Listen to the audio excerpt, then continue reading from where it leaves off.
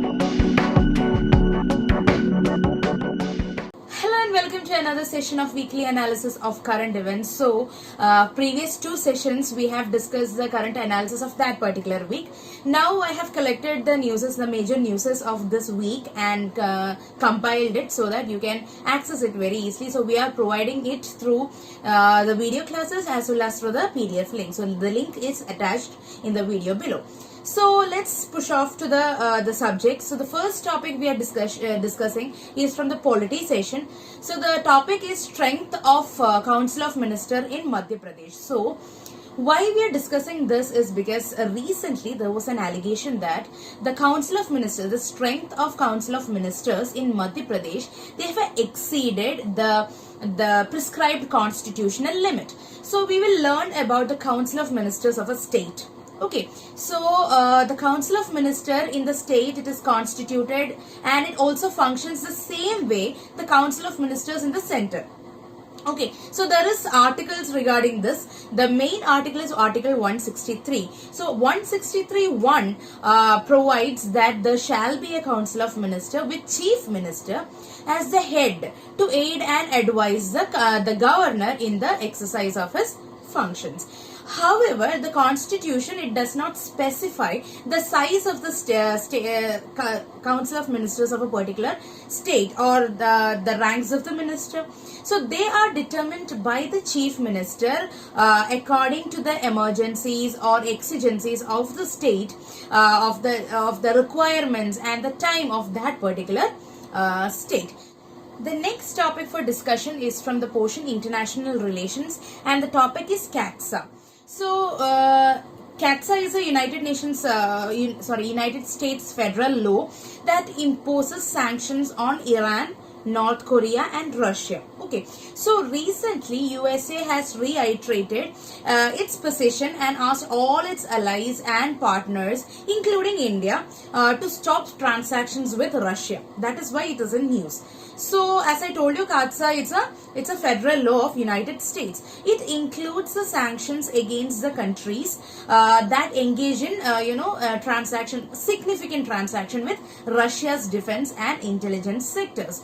So, why USA is having such a stand is because USA has reiterated its position on CAATSA in context of India buying this jet fighter from Russia, because it is estimated around 18,000 crores. That is a procurement we are having from Russia.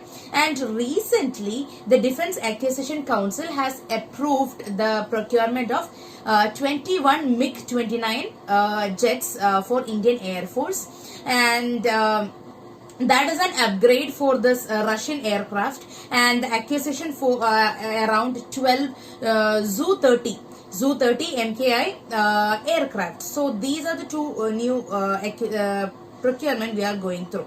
Now India could also may face this USA sanction for purchasing this S-400 Triumph. That is a missile defense system, and it is brought from Russia. Okay, so this is also notified under CAATSA. So USA, they consider India as a major defense partner. Okay, they have given the status in 2016 also, as they recognized India as a major defense partner in 2016, and the designation it will allow India to buy more advanced and sensitive technologies from America, and also India can be like a close ally to USA. So USA fears that the acquisition by country like India on significant system would either expose America or put at risk platform and its technologies in a difficult form. So they are scared that India is not completely an ally. So sharing the technologies and the strategies with India may be a negative effect for America. Okay, and the US president, who was given the authority in 2018 to waive CAATSA sanctions on a case-by-case basis. Okay, it's not like if a country is violating it, the complete sanction is on them. It's based on cases. Now it is based on cases. Okay, however, USA has repeatedly stated that India should not assume it will get a waiver. So that's like a threat. So the next news from international relation part is USA withdrawing from WHO. So Trump has formally started the withdrawal of US from WHO. They are saying that WHO has failed to contain coronavirus issue. So they failed to tackle the situation of coronavirus worldwide because they are the health organization. So what is WHO basically? That is a prelims point of view. Okay, WHO was founded in 1948 and it is a specialized agency of United Nations. What is a specialized agency? That means it is created for a special purpose, like to take care of the health of the world, right? So, and it is a coordinating authority on the international health issues. So the main decision making body at WHO is the World Health Assembly, and it should be attended by all the member states. And there is also an executive board comprising technically qualified persons from 34 countries elected based on the geographical representation. Okay, so what is the consequence of the US decision? This is moreover a mains analysis. Okay, so one thing they are trying to do is politicization of this pandemic, right? And they are why it is happening, because it reduces the WHO's ability to coordinate that this particular fight against coronavirus in the coming months, because US is withdrawing, and WHO's significance will be declining in a long run if there is no proper funding happening. Who is a major funder? US is a major funder. So if there is no proper fund happening, then the working of WHO may be at stake. And the impact the public health prospects of Africa is making is much a curious thing, because half of the spending of WHO is going to Africa only, right? So the more danger is for Africa if the fund is lost. Okay, and what is the impact of the health programs of WHO? What happens? A quarter of the WHO's budget went to this polio eradication and the health care and the outbreak prevention and control system. So if there is no fund, these areas, these things can may be stopped. Okay, so and there is a scope for China to increase its funding and influence WHO. Okay, and it also signals the US intention of retreating from global affairs and creating a vacuum in the global leadership role, because US assume it as a global leader. Now when they are withdrawing from major organization, they are withdrawing from everything, from the Paris Climate Deal, from WHO. So everywhere where there should be a leader position or should be a prominence of a leader, from all that scenario, US is withdrawing. Okay, so that place is vacuum and there will be a fight for that place for sure. And that can be manipulative as well. Right, so that is a problem with US withdrawing from WHO. So learn about the organization more. Okay, now the next topic that we are going to discuss here is from the economy part, that is a purchasing managers index. This is not a new topic. Everybody is aware of this topic, but still it is very important to discuss it. So the manufacturing purchasing managers index, PMI, it was recorded very low in 2019 year. It's like a continuously 2-year low. So the score initially was 51.4 and it has reduced in October to 50.6. That's a great reduction, by the way. The Purchasing Managers Index, it is released and it is compiled by ISM. What is ISM? It's Institute for Supply Management. So they are compiling it and releasing it. So it is a value-based survey and it is conducted on a monthly basis and it is sent to the senior executives of over 400 companies under the primary industries category, and they are weighted according to their contribution towards the GDP.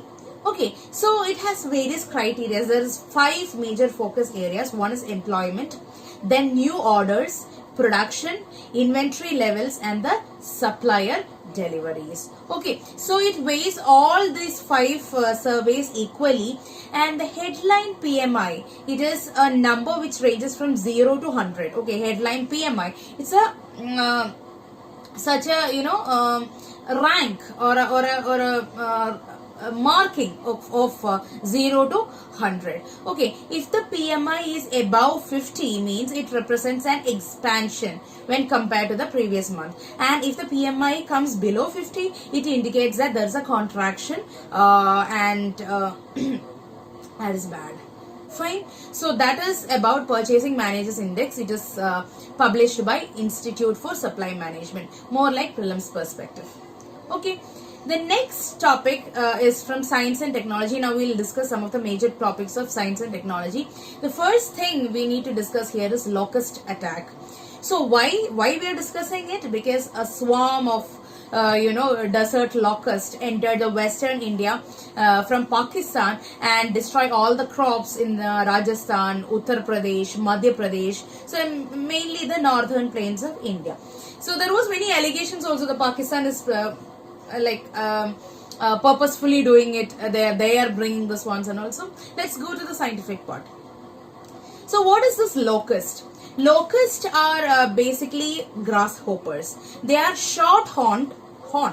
So they're short-horned grasshoppers, and they can fly. They are the insect category, and they become dangerous only when their population are like huge, when they build up rapidly. Okay, so close contact in the crowded conditions trigger like a behavioral change, like a group coming together like a giant object. That is a behavioral, that the change we can see. And they enter this gregarious phase. Okay, that gregarious phase means they form this group, and then the group is like a band or a swarm. Okay, then they come and attack. Okay, just like in the Robo movie, the mobiles are coming and forming Akshay Kumar. That same kind of work is done here. And just joking, don't take it into consideration. So they travel great distances while eating up the bit of vegetation on their way. And if not controlled at the right time, what happens is that these insect swarms can threaten the food security of the countries, because it can inter-travel the countries. It's not like it is going to one country destroying that target country, not like that. It can travel like many kilometers, and whichever countries come in between that kilometers is getting affected. Good to go? Okay, so at present, the countries in the horns of Africa, such as Ethiopia, Somalia, they are also witnessing some of the worst locust attacks in the last 25 years. Now, why so much of locust attack? Why the biggest one in last 25 years? We have one enemy here, that is climate change. Climate change is associated or it is in close relation to whatever is happening with the locust in the country right now. I'll tell you why. There are two meteorological drivers behind the current locust attack in India. One is the unseasonal heavy rain in the main spring breeding tracts.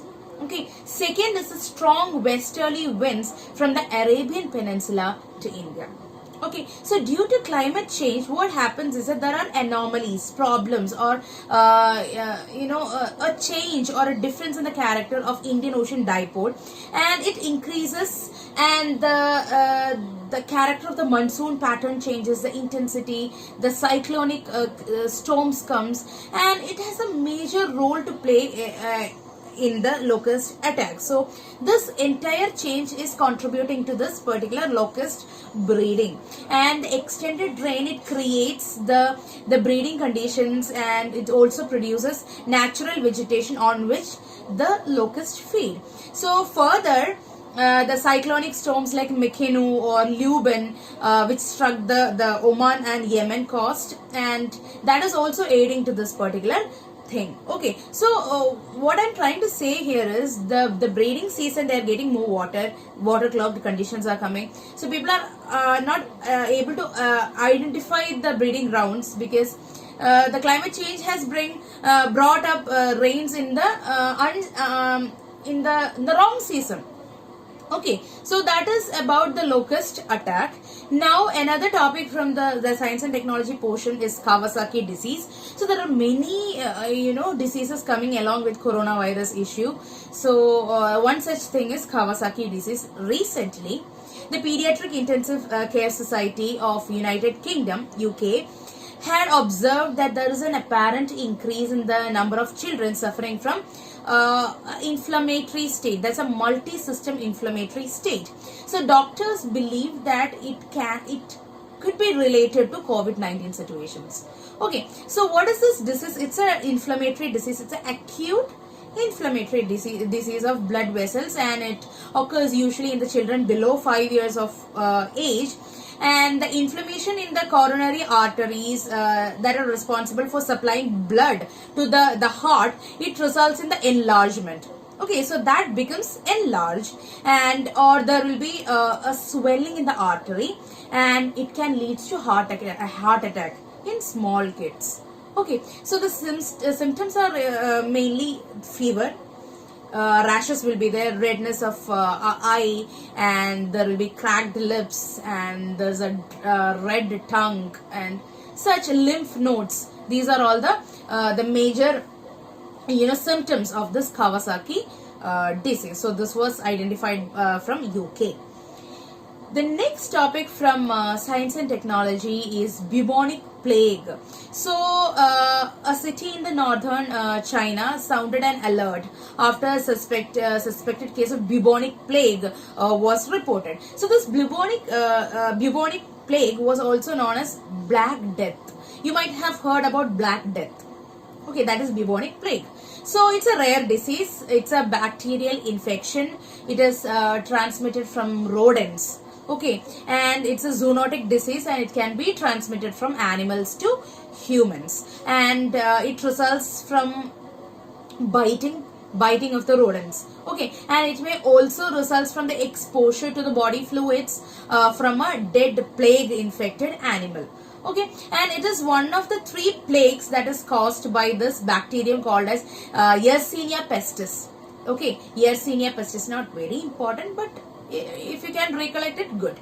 And the another 2 plagues are, one is pneumonic plague, and then we have a septicemic plague. So there is septicemic plague, then there is pneumonic plague, and there is bubonic plague. I don't know whether this is a correct pronunciation or not. Just study. Fine. Now, the last topic from science and technology, which is very important, is the Natanz nuclear facility. So, this is in news because recently there was a fire out in Natanz. Natanz is an underground nuclear facility of Iran for enriching uranium. So, it is located in, Isfahan of Iran, in Tehran, and it hosts the country's main uranium enrichment facility. So let me tell you what type of question is coming from this area. They will ask you to identify the region belonging to the country. So the UPSC has a cliche type where they give the country name and the places in news, and will ask you to match the following or pick the correct option. So such questions can come from this area. So don't forget the names of the places of major facilities, like this is Isfahan. Okay. So it is known as the first pilot fuel enrichment plant of Iran, and there is another plant called as Fordo fuel enrichment plant, FFEP. So this is Iran's second pilot enrichment plant. So it is among the sites monitored by the International Atomic Energy Agency, IAEA, after this uranium enrichment and the nuclear deal of Iran in 2015, and they have actually added to the great powers like USA, UK, France, China, Russia, and Germany. Fine. So what happened in Natanz is that Natanz become a point of controversy as Iran is refusing to allow the IAEA inspector into the facility. Okay, so there is many explosive cases, explosive nitrates are there. There is suspected traces of nitrates, and the inspector from IAEA wanted to inspect it, and the Natanz, Iran is not allowing the person to get into Natanz. So nitrates are there, a common fertilizer, you know that, right? So however, when mixed with proper amount of fuel, what happened, the material can become an explosive. Okay, it can be as powerful as TNT. Don't tell me you don't know TNT. Okay, so TNT, it is it does not naturally occur in environment. It is made, and it is a major explosive in military shells, bombs, grenades, underwater blastings. Okay, so that is one thing. And there is a Stuxnet computer virus, and it is believed to be an American virus, and it is co-produced by Israel. We can say that it's a American Israel made virus. Okay, and they destroyed and disrupted the centrifuges at Natanz when when there was the Iran's nuclear program was happening. So USA has unilaterally withdrawn from the nuclear deal in 2018 as Iran has continuously broke the production limits of which was mentioned in the deal. So according to IAEA, Iran enriches uranium about 4.5% purity above the terms of nuclear deal. So it is not for the civil purpose, it is for the military purpose. That is what they are claiming. Fine. Okay. Now we'll go to the environment and ecology region. So here the first topic is golden birdwing. So this is a news because recently a Himalayan butterfly, that is a golden birdwing, had been discovered as India's largest butterfly, and this discovery is coming after 88 years. Okay, so the female was recorded from Uttarakhand. There's a place called Ditihat. I don't know whether the pronunciation is correct. It is Ditihat. Okay, in Uttarakhand. So, and the male was found from Wankar Butterfly Museum in Meghalaya, Shillong. Okay, and they have a wingspan of 194 mm, and the female is bigger than the southern birdwing. So southern birdwing is around 190 mm. Now this is 194 mm. Okay. So earlier the largest Indian butterfly was southern birdwing, and it was it is a subspecies of the common birdwing. Okay.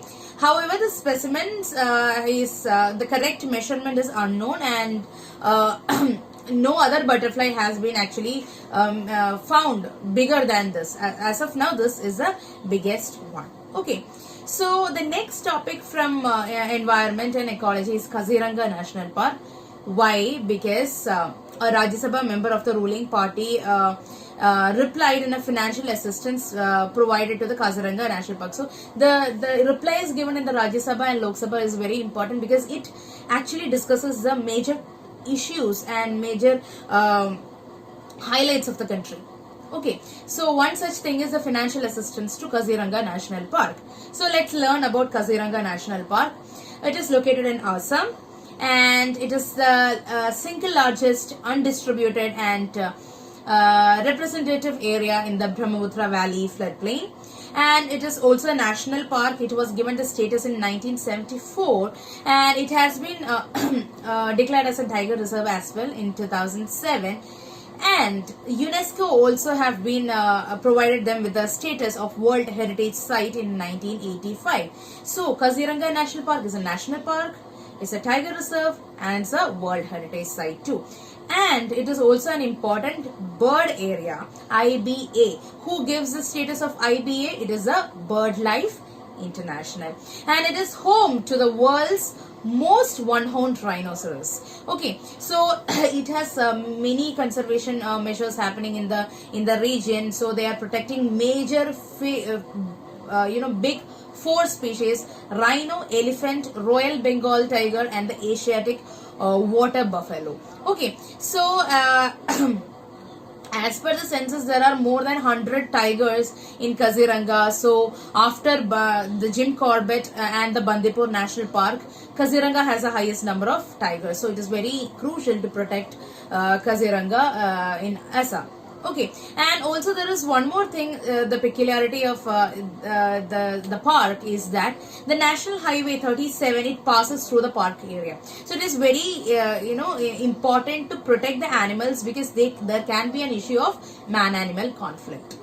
Okay, so there is one more important thing regarding the Kaziranga National Park, which I remember. There is a river flowing through it. It's called as Diflu River. Okay, Diflu River. The next topic from environment session is preventing man-animal conflict and trafficking in the protected area. So this comes after the Karnataka Forest Department decides to introduce a time-stamped card system for vehicles that is passing through the Nagarhole National Park roads, because there is the roads passing through it. People can actually move through this national park. You know that, right? Going to Bangalore, you can see two sides are filled with national parks, the forest. Okay, so we'll talk about Nagarhole National Park. It is also known as Rajiv Gandhi National Park.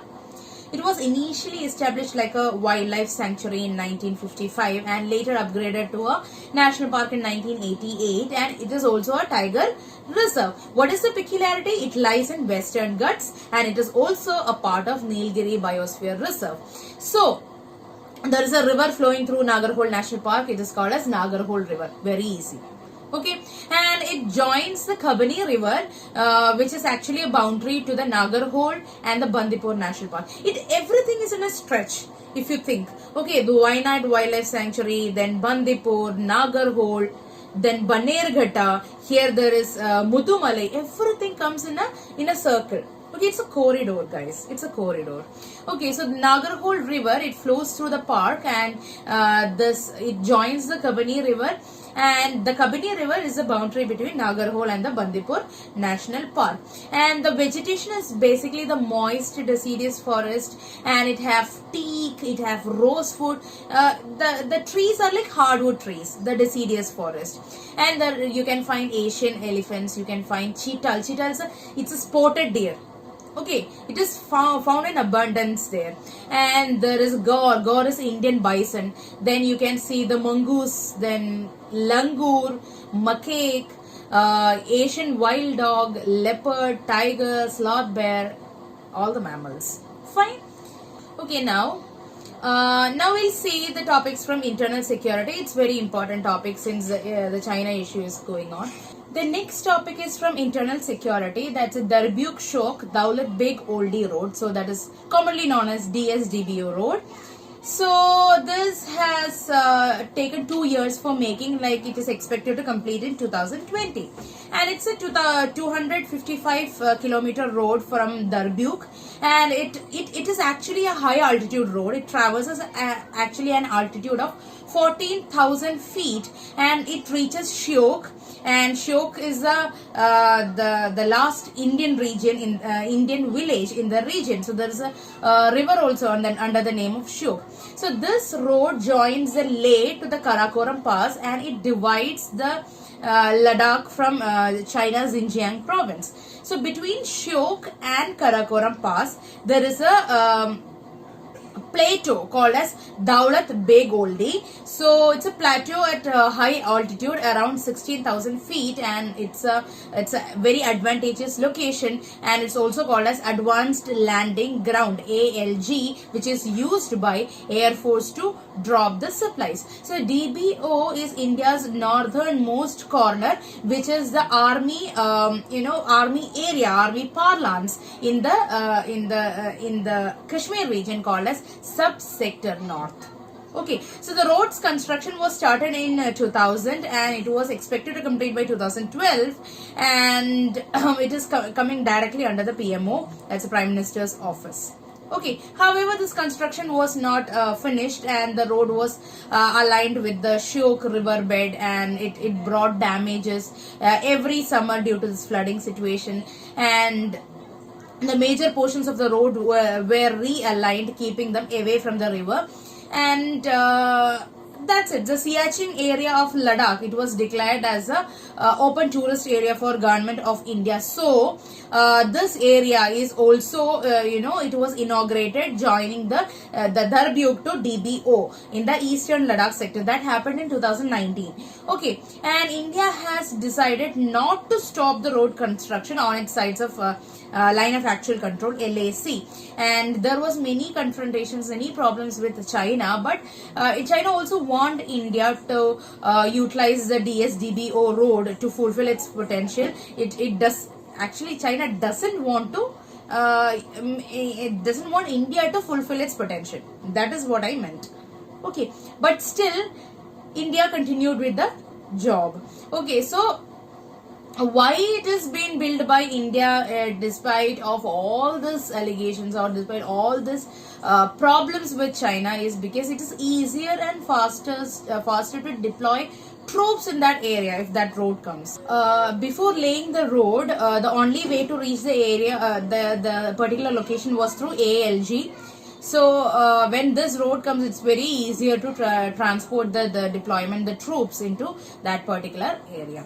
Now we'll see some government schemes which was recently in news. The first thing is about the medical devices and the institution called as NPPA.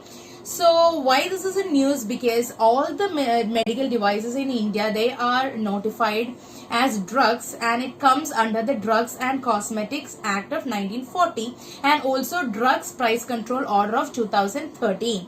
So the Union Ministry has identified a list of critical medical equipments and requested this institution called as NPPA, that is the National Pharmaceutical Pricing Authority, to ensure that it is available for people at an affordable price. Okay, so we learn about the institution called as NPPA. You can take it in two ways. Either you can take it as a government intervention, or you can take it as a the institution in news. Okay, so NPPA was established in 1997 as an independent body, and it comes under the Department of Pharmaceuticals, under the Ministry of Chemicals and Fertilizers. And the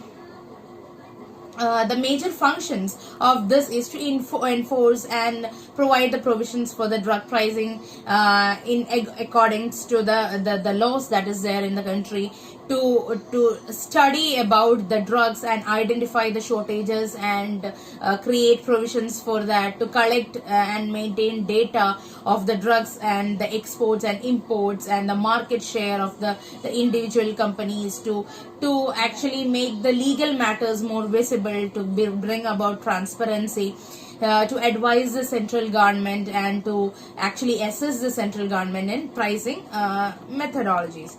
And there is an order called as Drug Prices Control Order, DPCO. This was established in 1995, and it was an order released by Government of India under Essential Commodities Act of 1955. This was brought about to regulate the prices of drugs in our country. So the order provides a list of price control drugs and the procedure how to fix the price for the drugs, the method of implementation of the prices, and the penalties to be done for the contravention of the provisions. Okay, the next topic we are going to discuss is MSME Emergency Response Program. So World Bank and Government of India have signed an agreement of around $750 million for MSME Emergency Response Program. So what is this? This agreement will unlock the liquidity. That means the government is focused on ensuring that the abundant financial sector liquidity will be available, and this available flow will be gone to the NBFCs and the banks. And the banks and NBFC have turned extremely, risk averse. They're risky. Okay, so this project will support the government in providing targeted guarantees to incentivize NBFCs. Okay, so the project will also support the banks to continue lending to the MSMEs and to help sustain them through crisis.